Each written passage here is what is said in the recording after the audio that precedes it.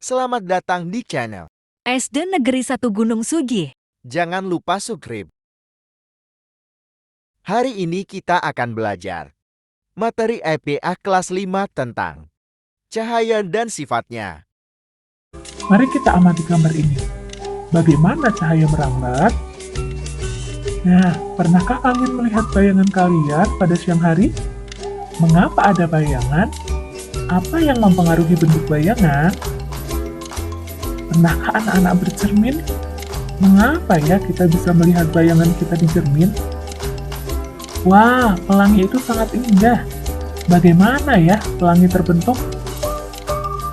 Mari kita simak jawaban dari pertanyaan-pertanyaan tersebut. Kita dapat menjawab pertanyaan-pertanyaan tersebut dengan mengetahui sifat-sifat cahaya. Sifat yang pertama yaitu cahaya merambat lurus. Dari sumbernya, cahaya merambat atau bergerak lurus. Kalian bisa melihat cahaya matahari merambat lurus saat melewati celah-celah kecil seperti gambar. Di ruangan yang tertutup dinding, cahaya hanya bisa masuk melalui celah yang ada. Bisakah kalian melihat perlambatan cahaya yang lurus?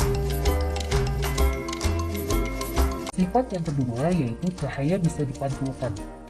Perhatikan gambar. Kita bisa melihat karena cahaya memantul dari benda ke mata kita. Jika tidak ada cahaya, maka tidak ada pantulan yang diterima oleh mata.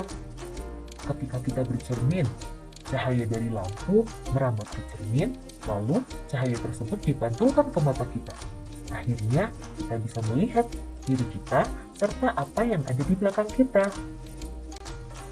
Sifat yang ketiga yaitu cahaya bisa menembus benda bening. Kita bisa melihat dengan jelas melalui kaca jendela. Namun, kita tidak bisa melihat apa yang ada di balik tembok. Mengapa demikian? Perhatikan gambar. Apakah kalian bisa melihat perbedaan ketiga benda pada gambar tersebut? Apakah di sekeliling kalian ada benda-benda bening, buram, dan gelap? Cahaya bisa menembus benda-benda bening atau disebut juga transparan. Oleh karena itu, kita bisa melihat dengan jelas benda-benda tertentu melalui benda-benda transparan seperti kaca. Sebaliknya, cahaya tidak dapat menembus benda-benda gelap seperti contohnya tembok.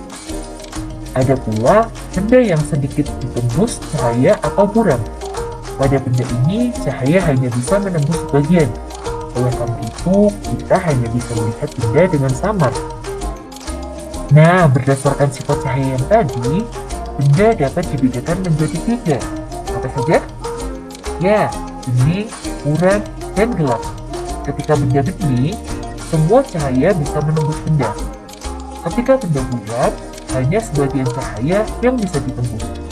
Ketika benda gelap, sama sekali tidak bisa ditembus cahaya. Sifat cahaya yang keempat yaitu cahaya bisa dibiaskan. Selain bisa menembus benda bening, cahaya juga dapat dibiaskan atau dibelokkan. Ketika menembus media yang berbeda, misal dari udara menembus ke air, cahaya bisa dibiaskan atau dibelokkan. Hal inilah yang membuat kita melihat kolam renang lebih dangkal dari seharusnya. Nah, ketika kalian mengamati ikan dalam kolam, posisi ikan yang terlihat oleh mata bukanlah posisi aslinya. Hal ini terjadi karena cahaya dibiaskan ketika menembus ke air. Peristiwa ini juga yang menyebabkan sendok terlihat bengkok ketika sebagian sendok dicelupkan ke dalam air. Sifat cahaya yang kelima yaitu cahaya bisa diuraikan. Tahukah kalian bahwa cahaya putih merupakan gabungan dari berbagai macam warna? Cahaya matahari merupakan salah satu contoh cahaya putih. Cahaya ini bisa diuraikan menjadi warna pelangi menggunakan prisma transparan. Cahaya yang menembus prisma akan dibiaskan dan terurai menjadi warna-warna pelangi. Merah, jingga, hijau, kuning, biru, merah, dan ungu. Lalu, bagaimana pelangi terbentuk? Pelangi terjadi ketika hujan diiringi dengan sinar matahari. Air hujan bersifat seperti prisma yang akan membiaskan dan menguraikan cahaya matahari menjadi warna pelangi. Sifat cahaya yang keenam yaitu ketika cahaya dihalangi akan terbentuk bayangan. Cahaya merambat lurus dan tidak dapat berbelok.